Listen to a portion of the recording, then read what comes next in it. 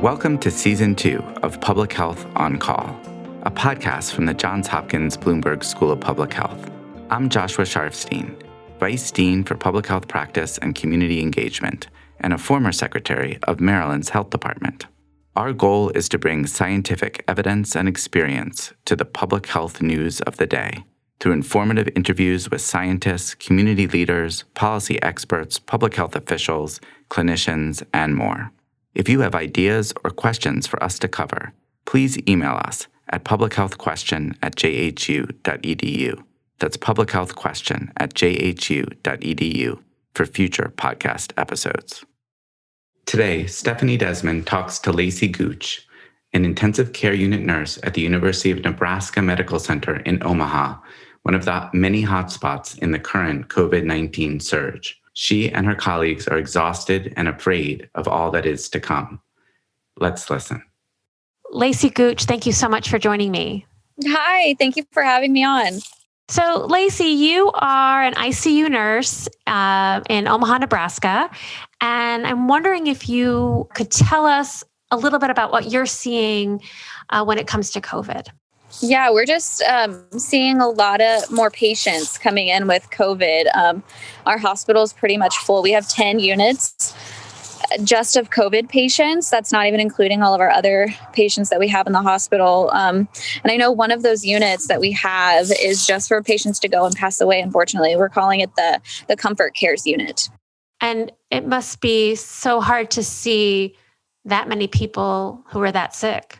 Yeah. I mean, I am an ICU nurse. I'm used to seeing patients who are really, really sick, but these patients, it's a whole nother level of sick that we're just not used to. There's people, normal oxygen saturations we like to see them 95 to 100%. And with the care that we're providing, some of them are able to maintain that with the oxygen that we're giving them. But I remember a patient I had was on pressurized form of support called CPAP. And I took the mask off of her that was giving her that support for maybe 2 seconds so that she could just have a sip of water, and her oxygen dropped within 2 seconds down to 70% without that support. So I haven't quite seen anything like that before that I am seeing in COVID. It's a new disease for all of you. Yeah, absolutely. I mean, the precautions that we're having to take, and we're learning new things about it every day. I've seen a lot of patients who are getting strokes from COVID. Some of them are having cardiomyopathy, kidney failure. It's just kind of crazy to see how it's affecting the whole body. And you are really in a hot spot there. I know that you've got about a 15% positivity rate. And I know that I read some stat that said if Nebraska was a European nation, you'd have the 5th worst outbreak in Europe. So those are pretty scary numbers. It is scary. I did see that actually. And I was a little shocked that it was that bad compared to other places. I mean, I knew it was because I'm working it, but once you see those numbers, it's kind of shocking. So how would you say a day is different there than it was pre-COVID? Yeah. So I pretty much live in an N95 mask. We have the gowns, we have the face shields, and the gloves that we wear. And I go into my patient's room and I can easily spend an hour in their room and, have to take all my precautions off and throw them right back on again to go into my next patient's room. And I pretty much do that all day. I feel like a ping pong ball bouncing between patients and providing the care that they need. And I understand that it's really hard. Sometimes you have to perform life-saving measures, but it's hard to get there in time.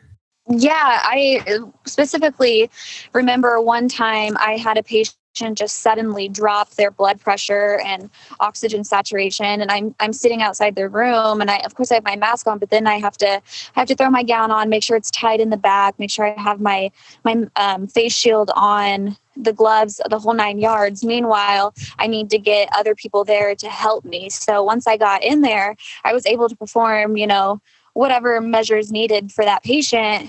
And at the same time, the doors closed. Everybody I need to help me and give me orders are outside of the room. And so we're having to scream and yell at each other between a door, telling me by myself and with that patient what else can be done.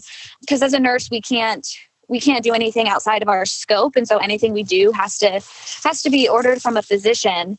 So they're standing outside telling me what else I can do for them while I'm by myself trying to do that for the patient. That sounds really scary. Yeah, it absolutely is. I know what I can do as a nurse, but without those orders, without the doctor's guidance, my hands are kind of tied. And being in there by myself, it's scary, like you said. Do you have patients who don't believe in COVID? I do, actually. Within the last week or two, I took care of someone who has been intubated and extubated and intubated again because of respiratory failure to COVID, and he still doesn't believe it's real, which is kind of shocking to me, and I think to a lot of other people, considering that's what has him in the hospital and so sick. What has he said to you? He kind of in and out of delirium at this point, unfortunately, but just like COVID isn't real. It's sort of scary. And you have a message for people, who may not be taking this very seriously. Yeah. Nursing has just been one of the most trusted professions, for years and years. And I think now more than ever, you need to trust us when we say that these are the sickest patients we've had in a long time. And we need your help by wearing a mask and social distancing and just taking it all seriously, because we are overwhelmed. And soon we fear that if we go to capacity at the hospital, it could prevent us from taking care of other patients in emergencies. I know one of our doctors, Dan Johnson, spoke with another news station and explained that, what if we are full, every bed that we have is full and we don't have any more room to spare? What happens if one of your loved ones has a heart attack? What happens if someone gets in an unforeseen car accident and we're unable to give them a bed to take care of them? And to me, that's the scary thing. I want to be able to provide care to the whole community and any need that they have. And so that's my main concern, is that we'd get to that point and wouldn't be able to do that. Are you personally or seeing this, are you feeling burned out? I'm exhausted. I don't want to say I'm burnt out because I'm not ready to give up. And I know neither are my coworkers, but there is exhaustion there. And it's only going to get worse if we continue down this path. And so I'm afraid there is going to be burnt out. There are going to be nurses who are fed up and just say, I'm done.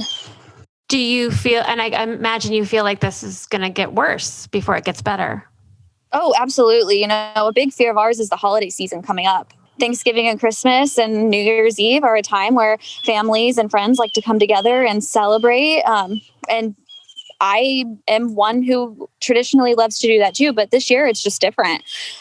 So we're asking, don't have those big gatherings. Stay within your home so you don't potentially spread it throughout the community. You recorded a video of yourself after it would look like a pretty long shift, and it has gone viral. 500,000 people have seen it. What made you record that video, and how do you feel about the fact that it's really resonated with people? I made the video because at the hospital, we're really just at our wits' end. We're trying to get the message out to everybody and plea for help, because we don't want to get to the point where, like I said, we can't provide that care to any other member of the community who has an emergency. And I am kind of shocked. I wasn't expecting this kind of response. But at the same time, I'm glad it got that response, because we need to get the word out there. So, it worked.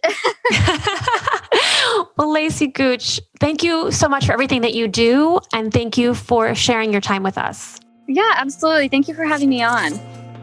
Public Health on Call is produced by Joshua Sharfstein, Lindsay Smith-Rogers, Stephanie Desmond, and Lamari Morales. Audio production by Spencer Greer, Niall Owen McCusker, Cian Oates, and Matthew Martin, with support from Chip Hickey. Distribution by Nick Moran. Thank you for listening.